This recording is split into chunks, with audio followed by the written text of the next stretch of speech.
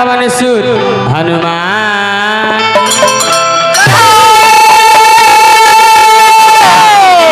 रामायण की रचना बाबा कहनी संतोष बाबू तकाली घनी। आई हमारा कार्यकर्ता महोदय आज के आयोजन करता संतोष यादव जी के भी चरण में हमारा बार बप्पो लगी रही। दी चाचा दी कहे के का वर्णा नाम अर्थ संघाना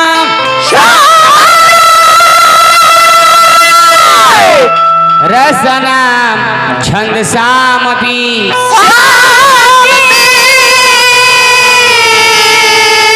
हरे मंगल नाम चकरतार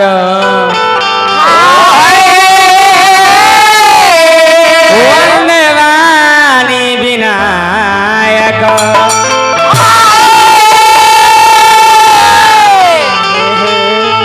ओम जयंती मंगलाकारी भद्रकाली कपालिनी जयंती मंगलाकाली अरे भद्रकाली कपालिनी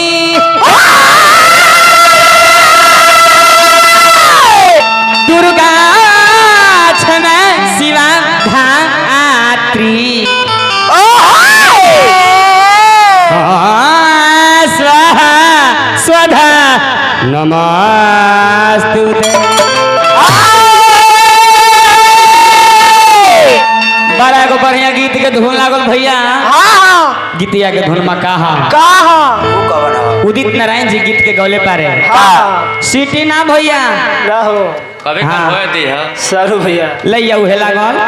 वो कब लैया कहा ए मुकेश भाई डिंग डांग बंद करो सुमरन होके द बंद रखो बंद रखो ठीक है कस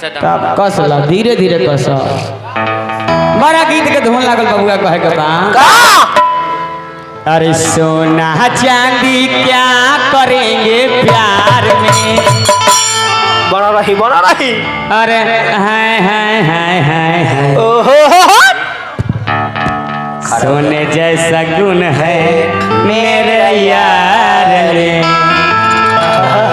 हमका तो अजीत है चल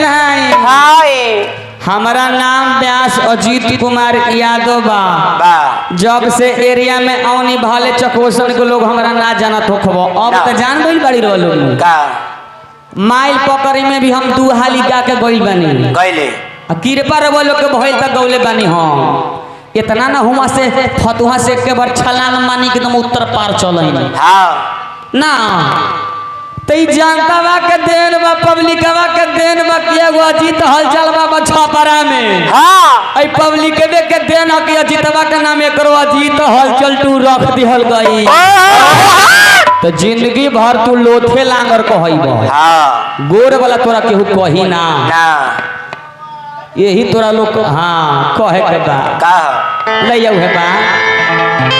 कि सोना चांदी क्या करेंगे प्यार में सोने जैसा गुण है तो हम ही चला तनी रहे दी बबुआ के परिश्रम करे के जरूरत ना दा बाबू दा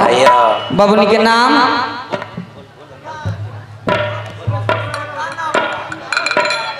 आई हमारा बबुआ के तरफ से हजार हजार रुपया का राशि आई बा हमरा तरफ से शुभ आशीर्वाद रही बाप महतारी के पढ़ लिख के नाम ऊंचा करे। राम प्रवेश बाबू please come on the stage. English तो नहीं हम कम जानते हैं तब कब होई लड़का बाबू है माई के दरबार में गइल कहले कि माँ कहले कि माई कि हंस सवारी हे महतारी आईना हल चलवा के लाज आज अरे बचाईना उठा दो म्यूजिक से कि हम उठ जाएं।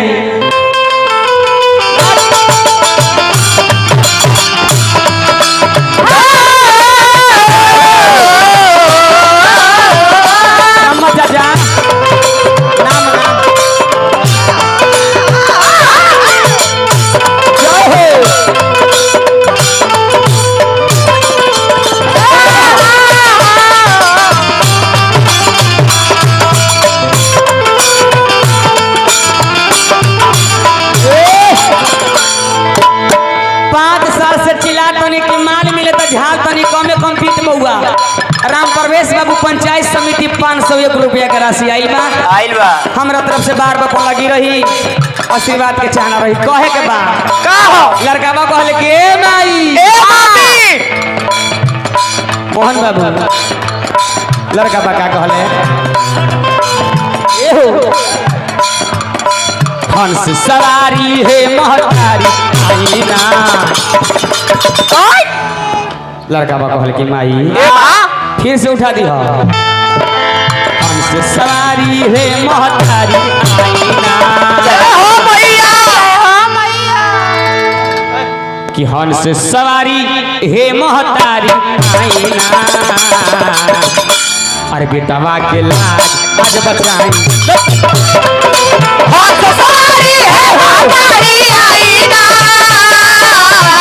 बेटवा के लाज के बचाई ना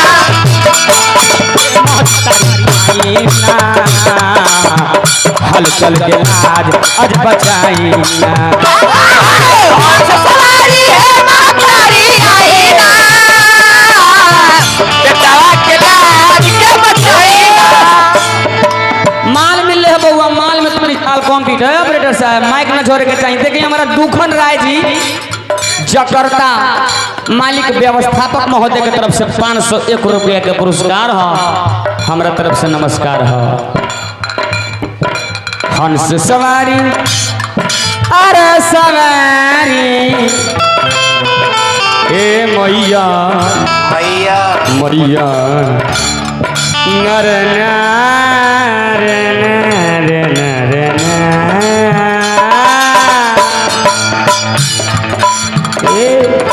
हंस सवारी है महतारी आई काहे की बेटवा के लाज हंस सवारी है महतारी आई ना बेटवा के लाज के बचाई ना महतारी आई ना हलचल के लाज आज बचाई ना हंस